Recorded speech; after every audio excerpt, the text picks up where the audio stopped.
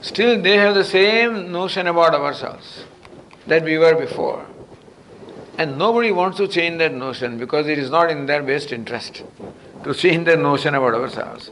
So they say, hey, why you? You were born yesterday. Who are you to tell me? Yeah, something. They dismiss you. Therefore, live among them as though you are one among them. In course of time, acquire the respect. Only when a person respects you, then only they will respect your words, and then only they will listen to you, and then only what you tell them will be meaningful, otherwise it will be in vain. Parents keep on teaching children and children just overlook them because parents sometimes have not earned the respect of the children. Or a spouse may tell other spouse, and that may be because you not earned that respect. So before we even talk to anybody, you must acquire the qualification of fitness for that talk. Otherwise, people don't listen to you. Meaning that we have this new set of values. We are committed to this inner transformation, inner growth, spiritual growth, whatever you call it. But that is only a personal thing, not to be revealed outside, not to be discussed with people who have no value for that. Quietly you practice your things and outwardly function as though you are one among them. I just wanted to say this because we talk about the values here and all ideal things. And the environment in which we have to function is far from ideal. And so we get hurt again and again because the treatment that we receive from other people were insensitive to our values. And it may happen that they may treat you in a way which is very hurtful. To avoid that, keep these things to yourself. And being what you are, it will happen that you will draw a respect from them. People always respect kind people, always respect good people. That's what they primarily respect. We may respect wealthy and powerful people because it is a necessity. But we respect good people out of our own initiative. So if you are a genuinely good person, then automatically you will have respect. Then they will want to know what's your secret. Then you can share with them. This is just a little, a note. Yeah. Okay. Now we have a remote cordless microphone. So if you want to ask a question, you can please speak into the microphone. Yes. Keep it as close as your mouth as you can. Yeah. Okay. Benji. So that our true nature is happiness, but we created ignorance about this. We have not created ignorance. We are born. We have inherited ignorance. But as you say, why we are ignorant? There is no answer. Yes, no answer. This is correct? Why are we ignorant? We have no answer. No answer. No. Suppose you have answer, so what? Just ask. No, I'm just saying that even if you find answer to a question why, but you have to deal with ignorance anyway. Even if you find out why, still the what has to be dealt with. So Vedanta doesn't go much into why.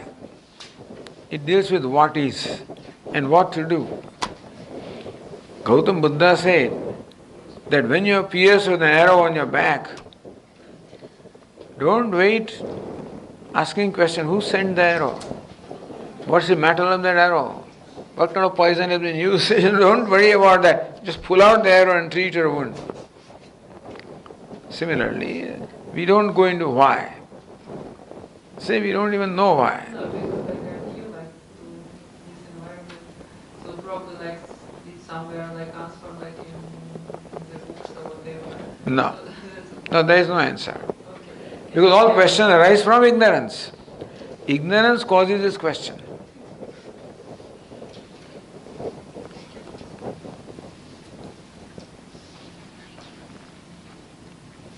Swamiji, I'm just picking up on your comments about, we live in a very hostile environment, or maybe just a different environment, where the values we are learning are not really prevalent, especially in the corporate world. My question is more for that. So, intellectually we understand the situation, but mind, as you explained, is habituated to acting impulsively. And when you are thrown into an environment which is really not conducive to take the two-step approach, very often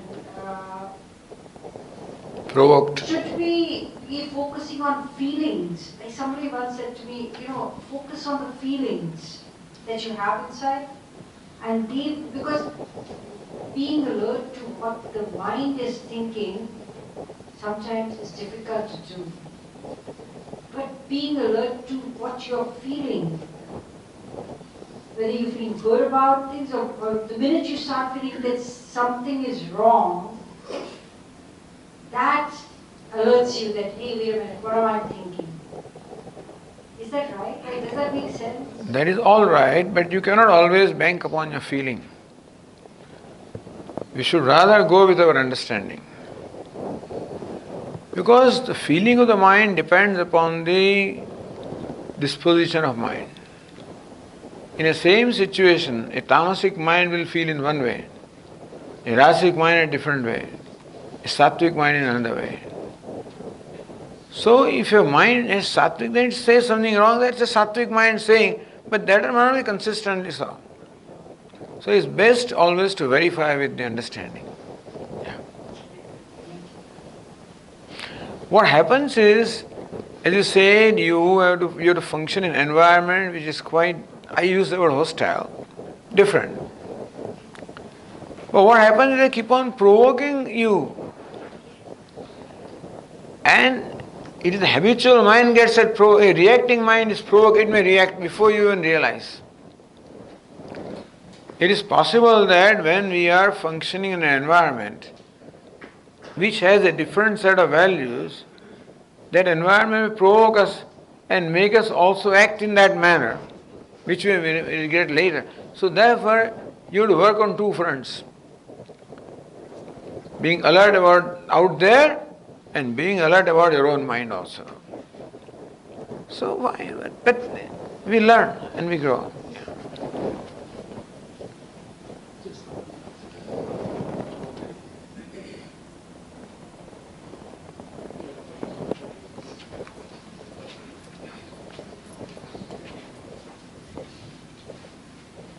Swamiji, I have a question.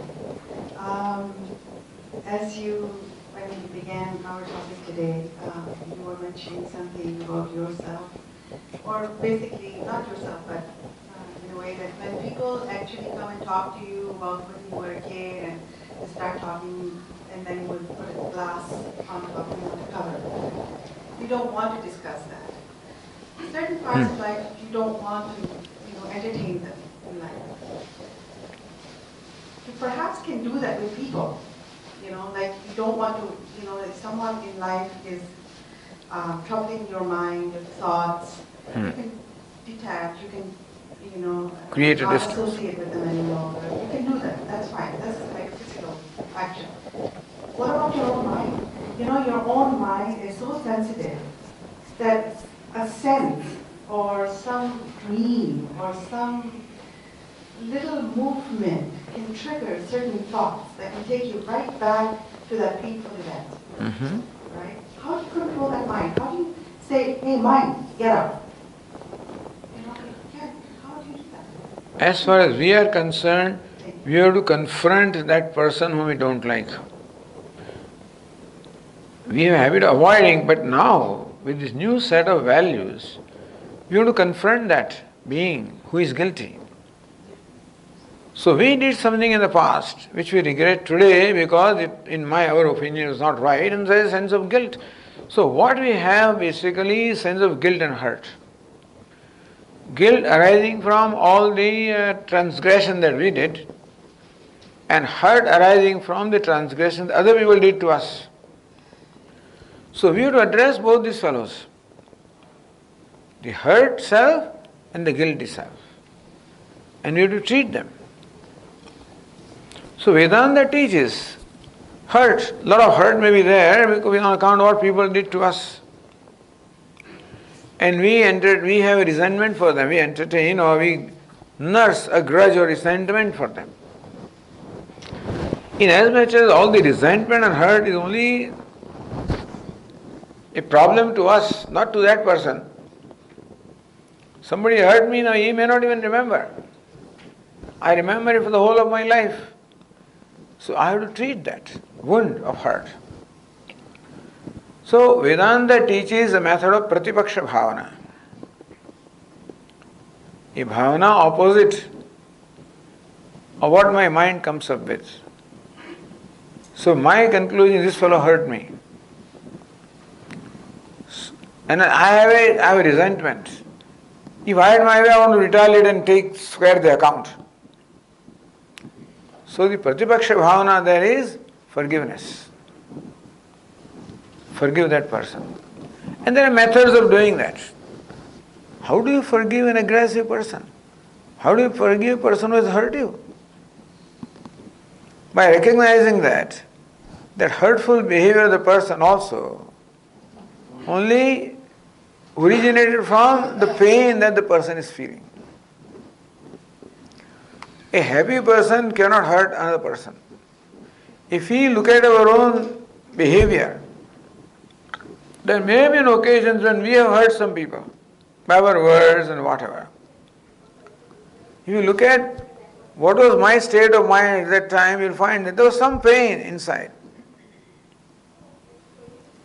Not knowing how to process that pain, I blurt out that pain in my behavior, my words and my actions, and ultimately wind up hurting others. So usually a hurt person hurts others.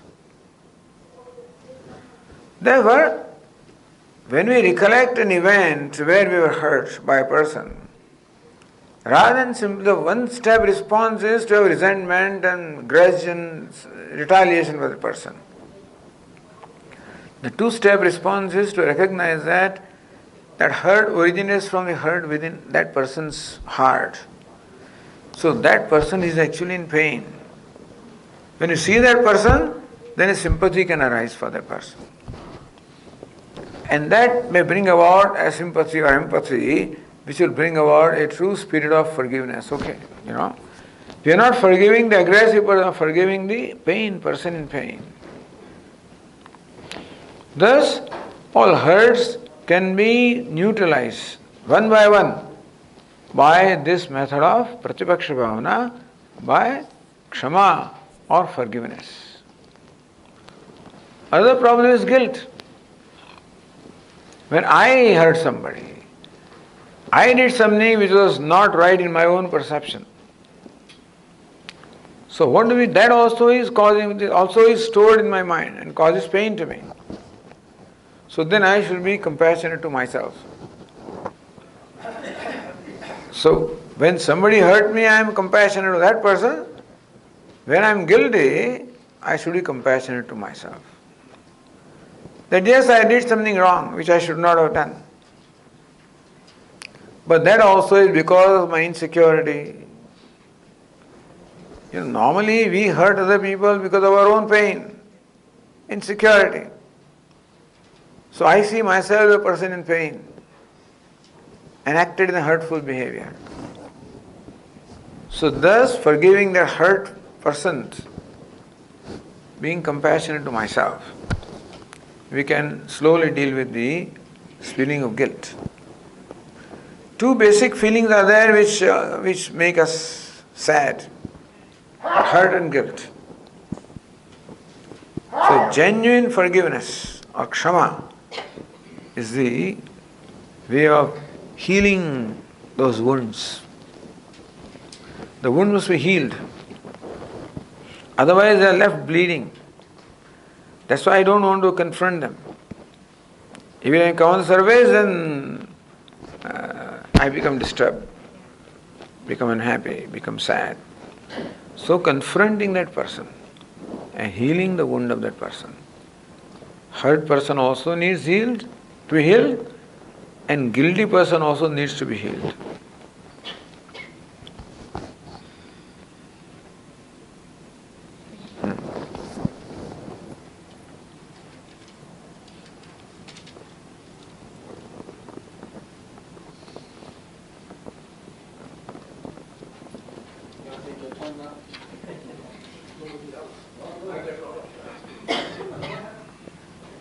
Swami, you mentioned fake it till you make it. I know that I'll never be able to make it about my wrinkles. No, I can fake as much as I want. Now, what about the wrinkles of my mind, like thoughts and all that? Why should I believe that I'll be able to make it and iron them out? See, wrinkles on the face are irreversible process. So you can't reverse them. Wrinkles of the mind are reversible process.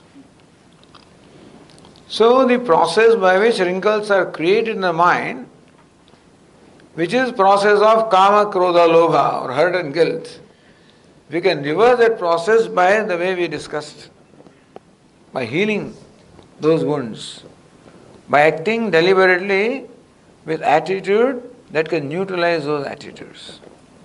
So wrinkles are of different nature. They are reversible. Then wrinkles on face will not matter. Right now wrinkles on face matters to me because of wrinkles in mind. When those wrinkles in mind will go, then I will be able to accept myself with wrinkles also. Right now I am not able to. No, I don't like to see myself with wrinkles. Because I am not good enough. I am good only when I don't have wrinkles. This is my some kind of value. But when the wrinkles in my mind will be straightened out, I find that okay, I am alright as it is with wrinkles also. I am acceptable with wrinkles also. Then there will be no need to remove those wrinkles on the face.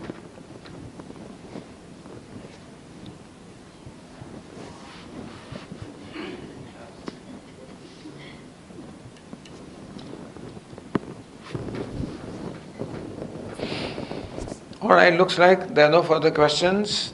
We will conclude the prayer and conclude this retreat. Om Purnamada Purnamidam